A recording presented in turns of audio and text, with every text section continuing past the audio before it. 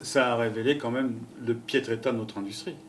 Que ça soit l'industrie automobile, que ça soit l'industrie chimique, que ça soit l'industrie, la santé, et puis après tout ce qui touche autour de l'État.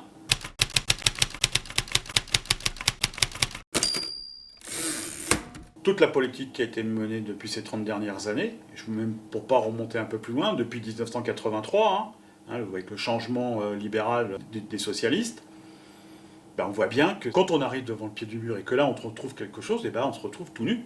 Le roi est nu. Quand on me dit, Laurent, tu dois dessiner une voiture qui doit répondre à une réglementation, à cette réglementation, qui permet pour la sécurité des gens.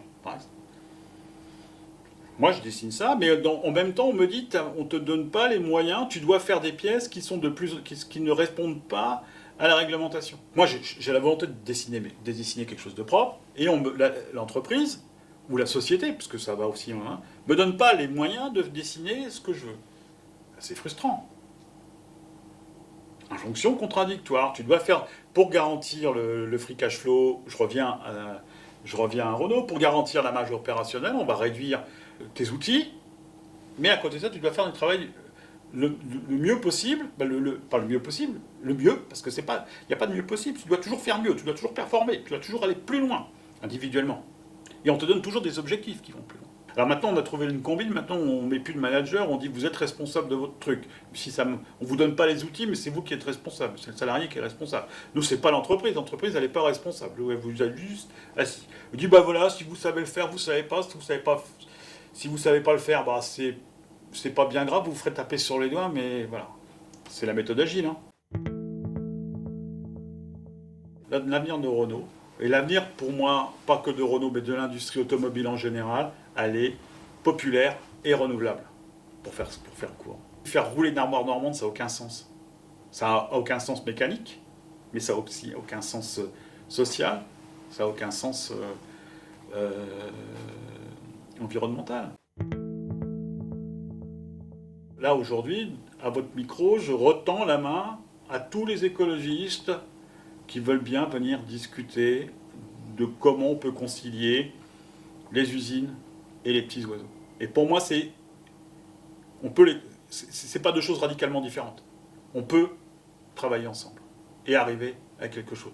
Parce que c'est bien joli d'avoir des petits oiseaux et des machins partout. Mais si vous n'avez pas de boulot, je suis désolé, ça ne va pas le faire. Et là, ça ne sera plus une histoire quand les mecs auront la faim au ventre.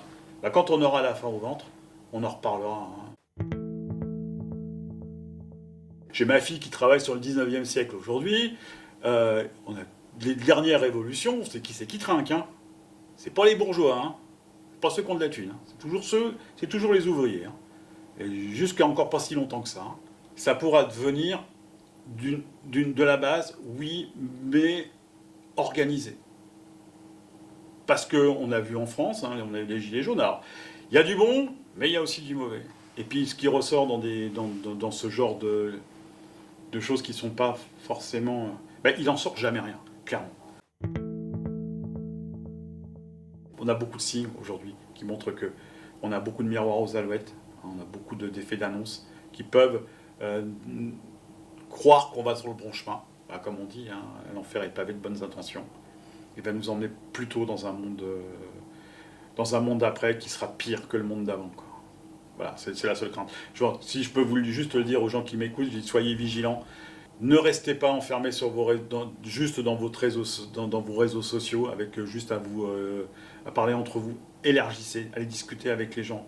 Allez discuter avec des gens qui n'ont pas forcément les mêmes idées ou la même vision. Mais essayez pour essayer de faire en sorte de bien combattre ce risque, de bien mettre en avant qu'il n'y a pas qu'une seule thèse, mais qu'il y en a plusieurs, et que c'est l'agglomération, le conglomérat de ça qui puisse arriver à faire quelque chose de commun.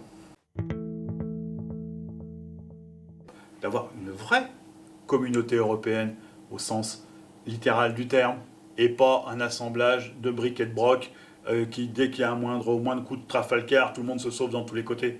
Non. Une équipe doit être soudée vis-à-vis de l'adversaire. Je vais faire une comparaison avec le rugby. Le rugby, si vous jouez individuellement, vous êtes mort, votre équipe perd. Ce qui fait l'intérêt, ce qui marche, c'est le collectif. Le jour d'après fera prendre conscience qu'il faut arrêter de jouer individuel et qu'il faut jouer collectif. Mais que ça soit vrai au niveau de l'Europe, que ça soit vrai au niveau de l'État, que ça soit vrai au niveau des entreprises, que ça soit vrai au niveau de la société complète. Il faut arrêter de se dire je vais m'en sortir tout seul.